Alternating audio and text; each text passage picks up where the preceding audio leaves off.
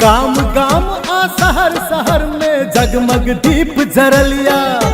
घर मंदिर संग लाग रहल अछि सब हकदार सजलिया। सब क्यों मिल का आरती उतारू की घर लक्ष्मी मैया ऐली। सब क्यों मिल का आरती उतारू की घर लक्ष्मी मैया ऐली। गाम गाम आ शहर शहर में जगमग दीप जरलिया। घर मंदिर संग लाग रहल अछि सब हकदार सजलिया। सब क्यों मिल का आरती उतारू की घर लक्ष्मी मैया ऐली। सब क्यों मिल का आरती उतारू की घर लक्ष्मी मैया ऐली।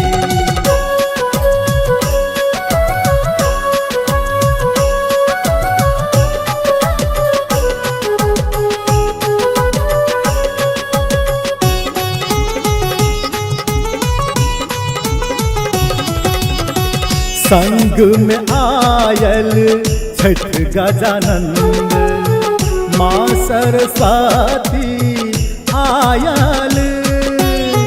रिद्धि सिद्धि सब आबिका सबके दुख दरिद्र भगेली। संग में आयल छठ गजानंद माँ सरस्वती आयल।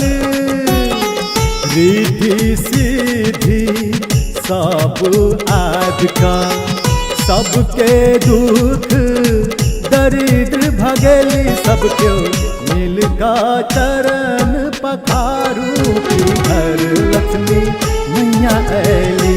सब क्यों मिल का चरण पखारू की घर लक्ष्मी मैया ऐली।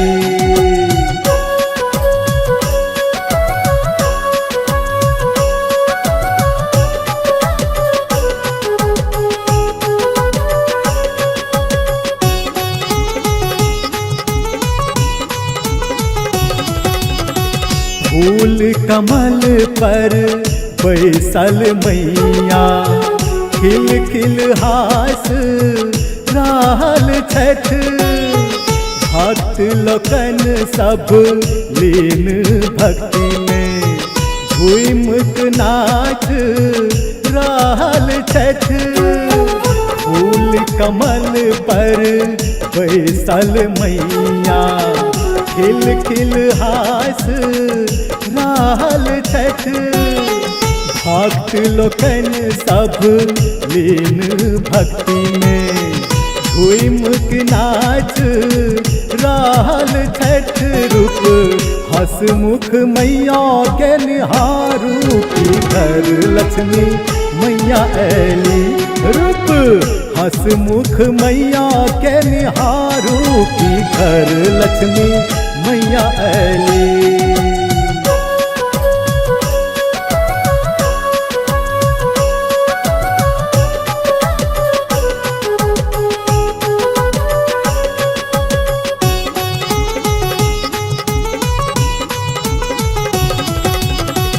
फल फूल आ पान प्रसाद संग छापन भोग साजल अछि। कंचन थाल का पूरक बाती सा आरती के थाल साजल अछि। फल फूल आ पान प्रसाद संग छापन भोग साजल अछि। कंचन थाल का पूरक बाती सा आरती के थाल साजल अछि। सब क्यों मिल का शंख बजाऊ की घर लक्ष्मी मैया ऐली। सब क्यों मिल का शंख बजाऊ की घर लक्ष्मी मैया ऐली।